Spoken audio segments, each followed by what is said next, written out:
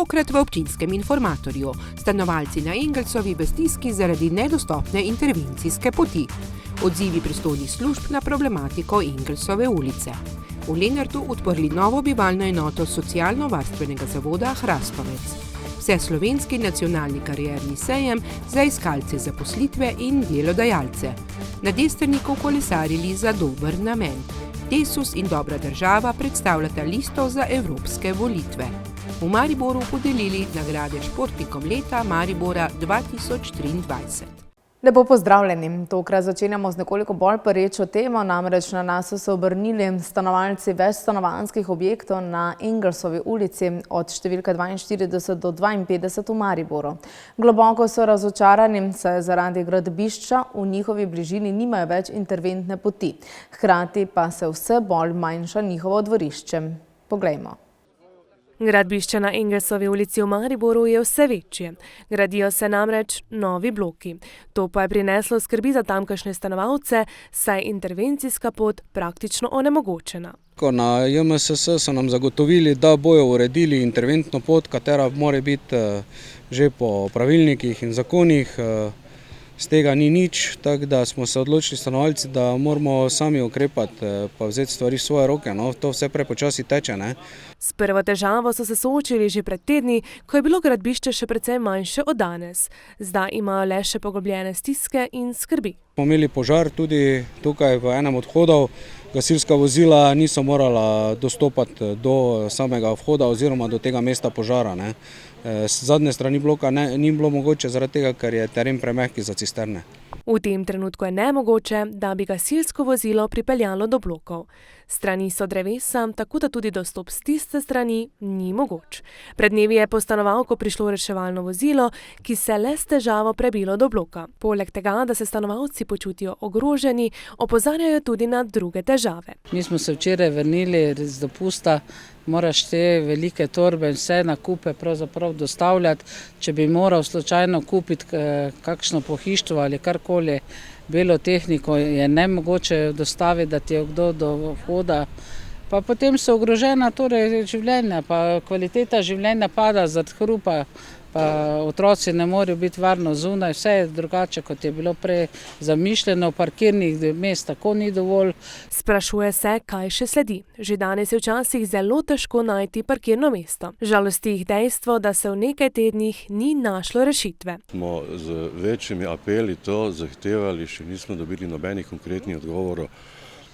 Dobesedno je tako, da smo nekako porinjeni ob stene, dobesedno smo zaprti in včasih ima človek občutek, kot da je v getu, kar se pa danes v današnji časi ne bi smelo dogajati.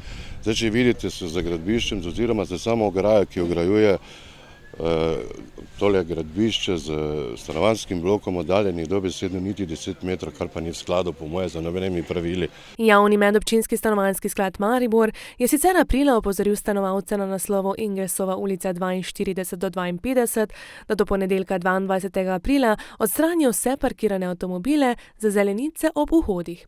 Pojasnili so, da bo družba E-Blok d.o.o. zaradi gradnje na sosednjem zemljišču prestavila ograjo, tako da po dovozni poti ne bo več mogoče dostopati do objektov. To je en velik dizaster, vam povem, in bi že bil skrajni čas, da sklad nekaj ukrene v prid nas, ker se zaradi nas tudi bloki stojijo. Glede na napovedi jih skrbi, da bo gradbišče še večje. Sami pa poudarjajo, da niso bili seznanjeni s tem, kako dolgo naj bi predvidoma dela trajala. Upajo, da jim bodo končno prisluhnili in poiskali rešitev. Na odgovore smo se obrnili tudi na javni medobčinski stanovanjski sklad Maribor, Novogradnja Maribor, Zdravstveni dom dr. Adolfa Drolca Maribor in Gasilsko brigado Maribor. No, poglejmo pa si, kaj so nam povedali. Da so obvestilo o gradnji novega večstanovanjskega objekta strani Novogradnje Maribor d.o.o. prejeli januarja letos, so nam povedali na javnem medobčinskem stanovanjskem skladu Maribor. Pojasnili so, da je investitor med drugim skladu z vsemi zakonskimi zahtevami in regulativami dolžan postaviti gradbiščno ograjo. Pojasnili so, da so si sami prizadevali, da bi možnost dostopa po asfaltirani poti ostala neovirana. Kot so dejali, si je navedeno prizadeval tudi investitor. Zato so sprva pustili prehodno pot, a je moral investitor po prvomajskih praznikih zaradi izvajanja in zavarovanja gradbenih del skladno s pravnomočnim gradbenim dovoljenjem gradbiščno ograjo prestaviti na samo parcelno mejo. Poudarili so, da so naročili strokovno presojo požarne varnosti intervencijskih poti, vse z namenom ureditve novih intervencijskih poti. V sklopu nove rešitve bodo tako omogočeni tudi dostopi za gibalno ovirane osebe. Zatrdili so tudi, da količki za gasilce ne predstavljajo ovire, saj jih lahko mehansko odstranijo. Na minuli intervenciji temu ni bilo tako, saj ni šlo za hujšo požarno ogroženost. Medtem nam je Primož Osojnik, poveljnik gasilske brigade Maribor, dejal, da prosi, da se obrnemo na Inšpektorat za varstvo pred naravnimi in drugimi nesrečami. Konkretnega primera pa ni želel komentirati. Iz Novogradenj Maribor smo prejeli odgovor, da je postavitev začasne ograje nujna iz razloga varnega izvajanja gradbenih del. Ker je s predmetno postavitvijo otežen dostop do vhodov, je bil z upravnikom vzpostavljen dialog, kako urediti razmere na način, da se dostop zagotovi, pri čemer pa mora biti zagotovljena varnost stanovalcev. Začasna prekinitev intervencijske poti zaradi zagotavljanja varnosti ni v neskladju s predpisi. Povedo in dodajo, da z upravnikom tečejo intenzivni razgovori, na kak način vendarle zagotoviti intervencijsko pot. Postavitev začasne gradbene ograje je predvidena do zaključka vseh gradbenih del. Kdaj je ta predvidena, nam niso dejali. Obrnili smo se tudi na zdravstveni dom dr. Adolfa Drolca Maribor, kjer nam je pomočnik direktorja za zdravstveno nego Aleksander Jus dejal, da trenutno nimajo podatkov, da bi imeli težave z dostopom oziroma niso prejeli nobenega obvestila. Slovesno pa so odprli novo bivalno enoto socialno-varstvenega zavoda Hrastovec. Gre za izjemno pomembno enoto v Lenartu.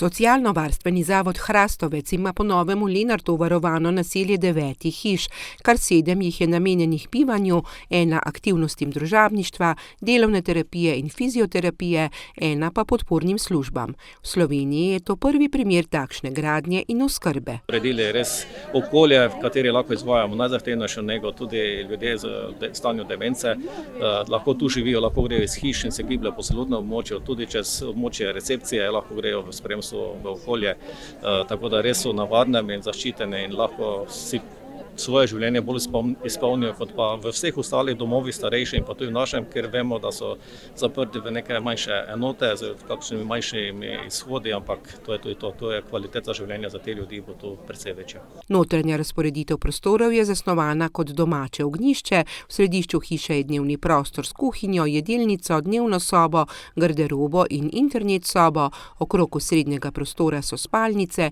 kar omogoča podpornemu osebju hitro nudenje podpore tistemu, ki jo potrebuje. Lahko tudi v kuhinju smo tudi danes preizkusili z vozičkom zapelje in tudi si lahko vsak kaj sam uredi, ker vemo, da če ohranja neke svoje aktivnosti, da to ohranja dostojanstvo in nekateri so razmišljali včasih, da pač moramo vse postoriti za druge, ampak s tem jaz mislim, da jim samo škodimo, ker potem, tako kot je minister povedal, živijo v to institucionalno varstvo in postanejo odvisni od tega in potem nikoli več ne morejo zaživeti skupnosti. Častna pokroviteljica odprtja naselja je bila predsednica Republike Slovenije Nataša Pirc Musar. Zbrane je nagovoril njen soprog Aleš Musar kot častni gost. V resnici pomeni en velik korak naprej na področju socialnega varstva. Deinstitucionalizacija je pojem, ki ga pri nas uporabljamo že 20 leti, ampak tole, kar vidimo tule, kjer bodo prišli stanovalci s večjimi potrebami, kot so tisti, ki običajno živijo v teh ločenih skupnostih, to je pa nekaj novega. Poudaril je, da je izredno vesel, da so tako lepo sprejeti. Tak center v resnici ne more funkcionirati, če ni sprejet v okolju, v katerega prihaja. In ta odnos ni nekaj, kar se lahko zgradi čez noč, ni nekaj, kar se da okolju vsiliti. Lenart je sicer znan po tem, da sprejema skupnosti ranljivih skupin. Občinski svet je ta projekt podprl tudi z spremembami, mislim, da večkratnimi spremembami prostorskih aktov, ker so se načrti nekoliko spreminjali, ampak mislim, da ni bilo glasu proti. Tako da naša občina, tako kot je danes bilo tukaj povedano iz strani govornikov, je nekako znana po tem, da skrbi za ljudi s posebnimi potrebami.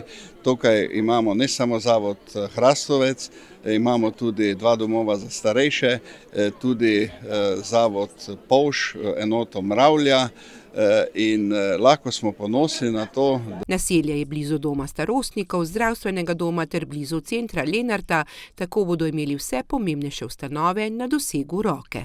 mislim, da smo že toliko let prisotni tukaj v teh občinah okoliških in pa samem Hrastovcu, ki je tudi spada v Lenarško občino, tudi ogromno ljudi iz Lenarške občine zaposlenih pri nas, tako da mislim, da so prenesli dobre informacije, da nismo nevarni, da nismo ne vem kaj slabega. Ne. Vam povem, da tudi ko nekaj časa delaš v našem zavodu, ko se vživiš, ko ti ljudje prirastejo k srcu, ker ti ljudje res niso hudobni in so iskreni in se potem nekako trudiš, da jim pomagaš. Nove prostore je blagoslovil mariborski nadškof metropolita Lojzi Cvikl.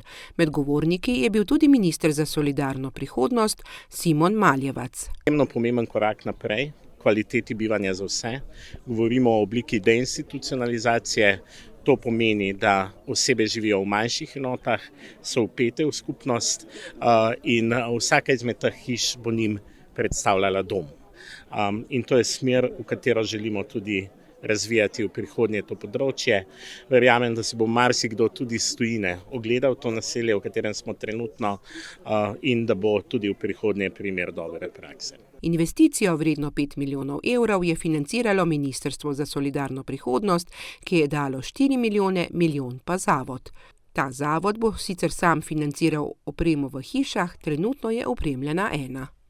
No, v četrtek, torej jutri, 9. maja, bo na gospodarskem razstavišču v Ljubljani vseslovenski nacionalni karierni sejem. Potekal bo od 10. do 18. ure. Kaj vse prinaša za delodajalce in za iskalce zaposlitve, pa sta nam povedala Bernard Memon, direktor mariborske območne enote, in Mirjana Zgaga, svetovalka generalnega direktorja.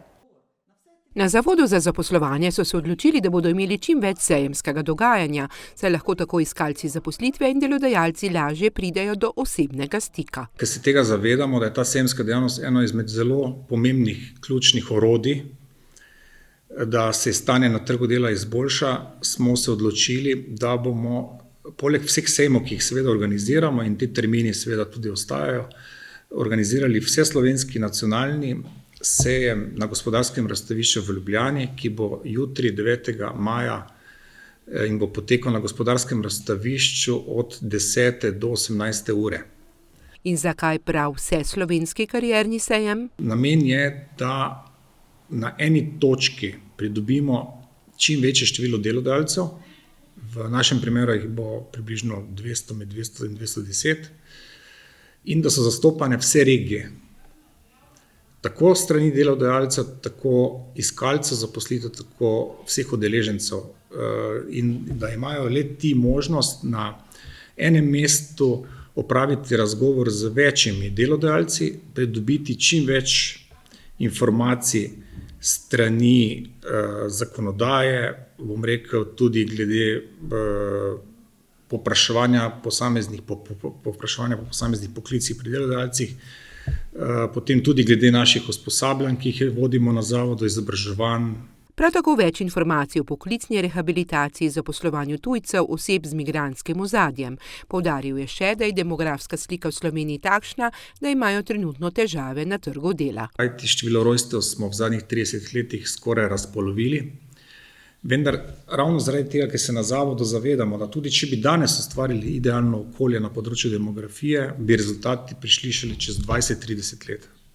Ker tega seveda ne moremo storiti, je eno izmed ključnih orodij ravno to, o čemer mi jutri pravzaprav se pravi delamo ta dogodek, da poskušamo čim več storiti za aktiviranje vsega delovnega potenciala, ki ga imamo v Sloveniji, in dejansko omogočiti vsem iskalcem zaposlitve, brezposelnim osebam in vsem ostalim, da dobijo čim več neposrednih informacij. Obiskovalci si lahko na spletnih straneh kariernega sejma in zavoda pogledajo, v kateri dvorani imajo kaj. Med drugim bodo imeli tudi okroglo mizo o slovenskem trgu dela in delovnih migracijah. Glede na to, da se zavod v zadnjih 2 letih usmerja na južne trge, zato da poiščemo še potencialne iskalce zaposlitve oziroma osebe, ki bi morda iz držav bivše Jugoslavije bile pripravljene tudi priti v Slovenijo. Prav tako zdaj v kratkem v juniju organiziramo v Srbiji sejem za iskalce srbskega območja, tako da zagotovo bo ta diskusija zelo pomembna, tudi kako je z pravicami teh oseb, govori se tudi o zaposlovanju Filipincev, tako da zagotovo bo ta debata pomembna. Predstavili se bodo tudi karierni centri za mlade, še ena okrogla miza o spremembah v karieri bo, govorili bodo tudi o uporabi umetne inteligence pri iskanju zaposlitve.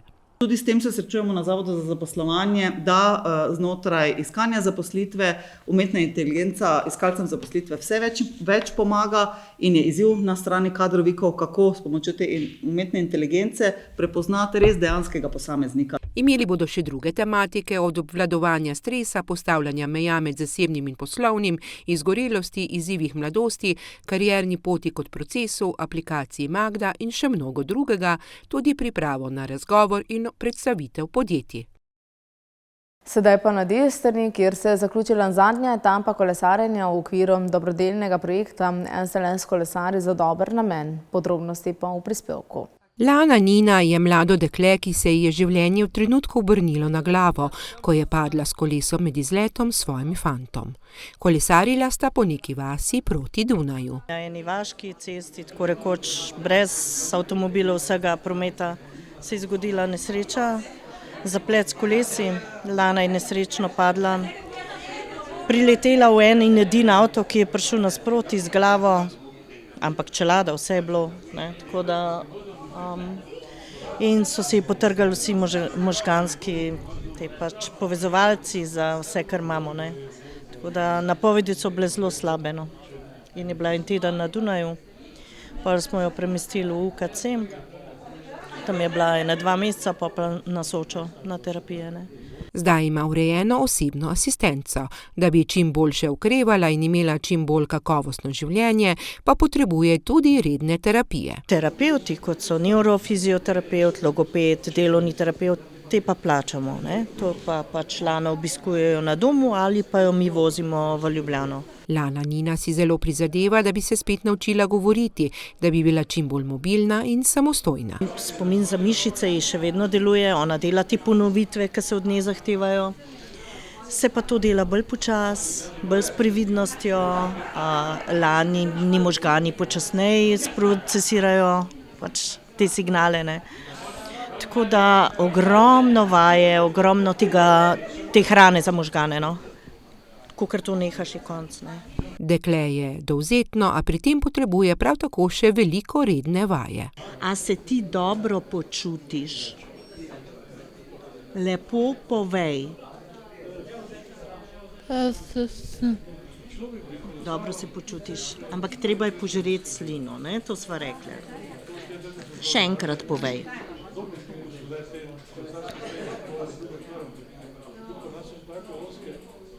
Se dobro počutiš? Ja, dobro se počutiš. In prostovoljni prispevki za terapije jim bodo prišli še kako prav. Ko se ti zaveš, koliko stane ura terapije, ura, ne vem, karkoli, da bo dobro nje, pa so to masaže, pa je to, se veste, vse, kar potrebuje na poti. Lepo bodi. A boš kaj rekla? Hvala.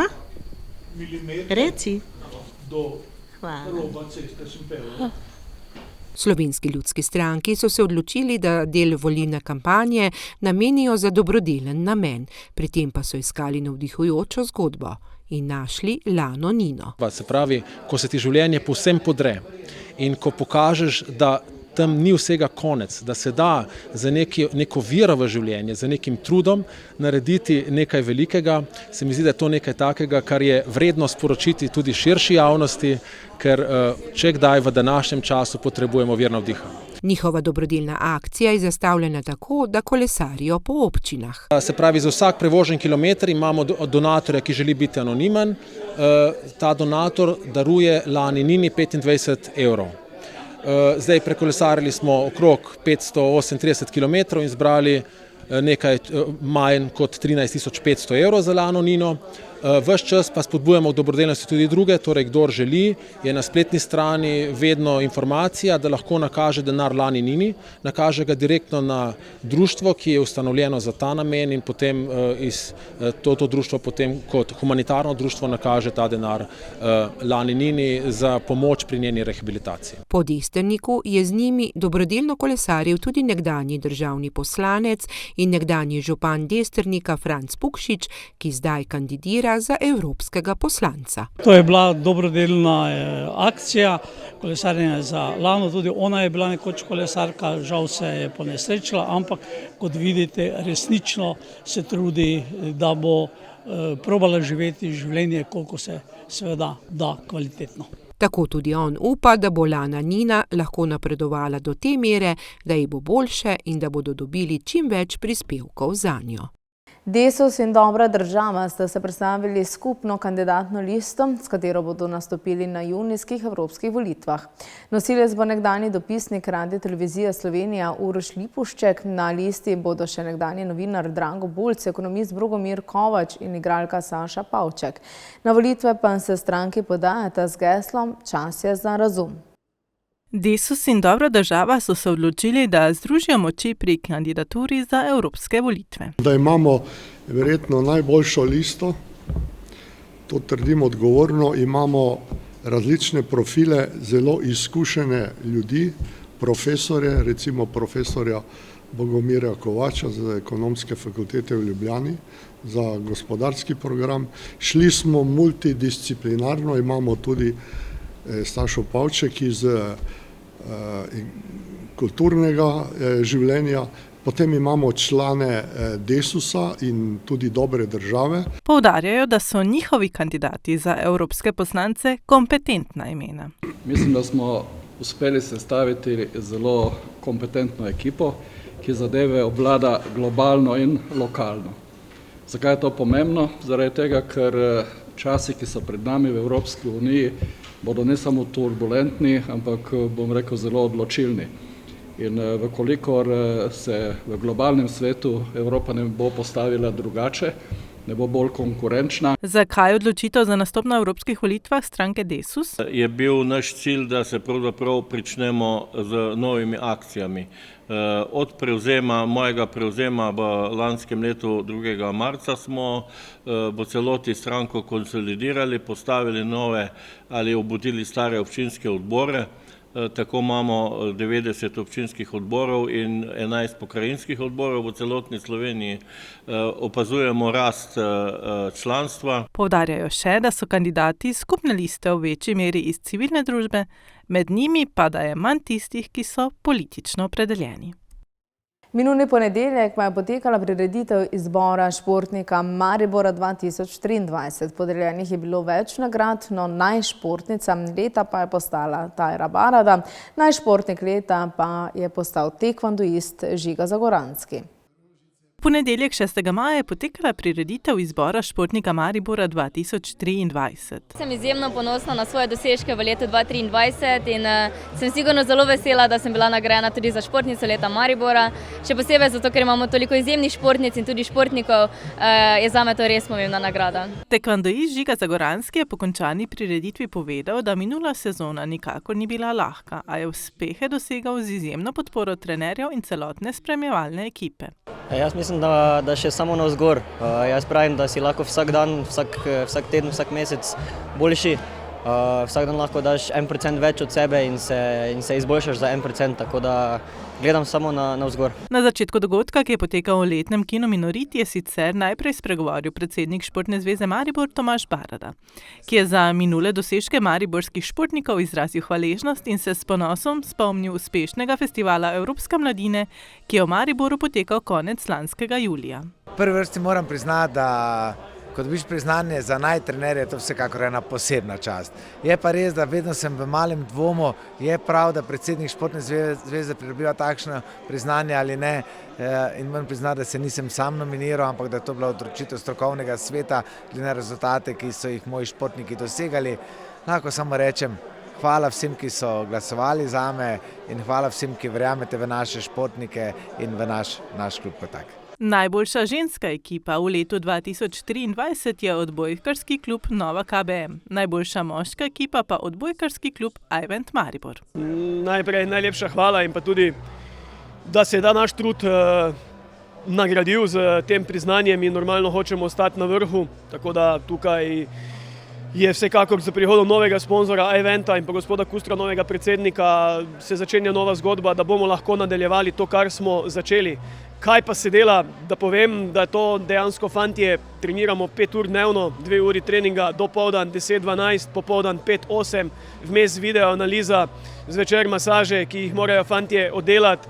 Dejansko treniramo več ali manj 2krat na dan, v soboto, enako pred tekmo je dopoldanski trening urco 15, potem zvečer tekma, tako da prosti dnevov nekje v januarju nismo imeli dobenega prostega dneva, kajti imeli smo po 3-4 tekme, ko smo igrali Mevzo, pokalno tekmovanje in pa državno prvenstvo. Športnica minulega leta v Mariboru ima smele načrte. Sigurno se bi še lahko našlo kaj več za mene, kot seveda vsak športnik sanja o olimpijskih igrah. Ne zagotavljam ničesar, ampak seveda razmišljam o tem, ker ko enkrat dosežeš v bistvu vse, vedno rabiš nekaj več, tako da pričakujete lahko še več od mene. Nagrajenca za najboljšo ekipo individualno pa sta veslaški dvojec Arne Završnik in Jako Brglez iz veslaškega kluba Dravske elektrarne Maribor. To je vse v današnjem občinskem informatorju. Ostanite pa v naši družbi še naprej, kajti ob 20. ne zamudite v živo oddajo Vzhodna, tokrat na temo varnost v Evropi. Aktualno dogajanje pa spremljate tudi na naših spletnih portalih lokalec.si in mbreport.si. Želim vam lep preostanek večera in nasvidenje.